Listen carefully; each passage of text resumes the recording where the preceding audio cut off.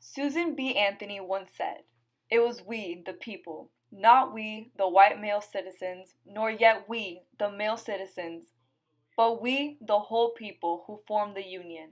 And we formed it, not to give the blessings of liberty, but to secure them, not to the half of ourselves and the half of our posterity, but to the whole people, women as well as men." The women's suffrage is the most significant achievement of women in the progressive era. This movement took decades to finally grant the right to vote to women.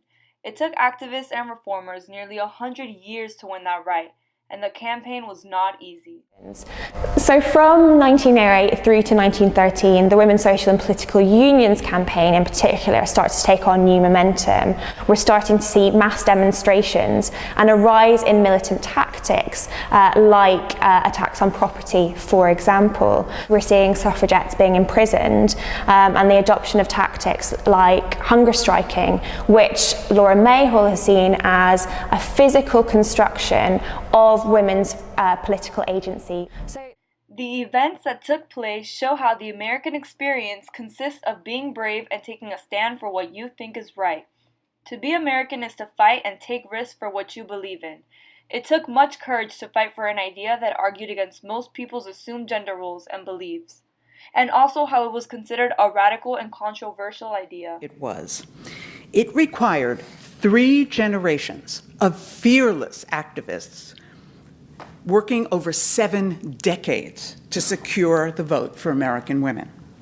And the culmination of that crusade, what we call the women's suffrage movement, comes down to a fierce 6-week battle in Nashville, Tennessee. The women's suffrage movement in the United States defines the American experience to be brave and willing to keep fighting for your beliefs as these women and men did for the women's right to vote.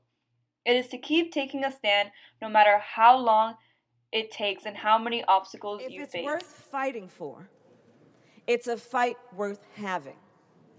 And I say that because I think sometimes there is a conversation that suggests that before we decide we're going to engage in a fight, some might say, well, let's sit back and consider the odds of winning. No. If it's worth fighting for, it's a fight worth having. In Victorian days, women's place was in the House, but not the House of Commons or the House of Lords. 60 years ago, women didn't have a vote. Queen Victoria herself spoke up sharply about what she called the mad, wicked folly of women's rights. But beneath the serenity of turn-of-the-century England, social and political changes were taking place. The suffragists had to fight their way along the street, only able to walk 3 abreast at some point. They were subjected to taunts, spitting, slapping, and burning cigars being thrown at them. Even though they had to deal with such hate throughout their movement, they continued to protest and continued to advocate for women's right to vote. The women's suffrage exhibited that to be American is to be bold and courageous. The idea of women's suffrage was absurd and became a controversial topic.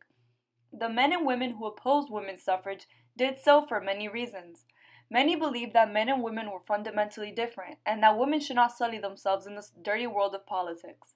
Others argued that most women did not want the vote. Because they took care of the home and children, they said women did not have time to vote or stay updated on politics.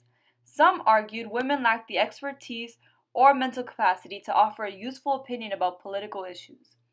Others asserted that women's votes would simply double the electorate. Voting would cost more without adding any new value. Despite all these beliefs and the strong opposition from anti-suffragists, the fight continued. Women's voting rights were looked down upon, so for these groups of men and women to continue the fight, it showed much courage and strength. The answer to these opposing viewpoints was that the 15th Amendment should be argued against to include all the people and not just males. They claimed that the state constitution and registration law limiting the right to vote was a denial of women's rights as a citizen under the 14th and 15th Amendment. The women's suffrage conveys the message that the American experience consists of fighting for what you think is worth fighting for, and keep fighting no matter how difficult the fight may get. It is due to their courage and ongoing bravery that this fight was able to be beat. If it wasn't for the generations of advocates and reformers fighting the fight that took 3 generations of people, women wouldn't have the so basic right to vote. Despite its tough obstacles and how long it took, it conveys the idea that to be American is to be heroic and to put up a fight for change.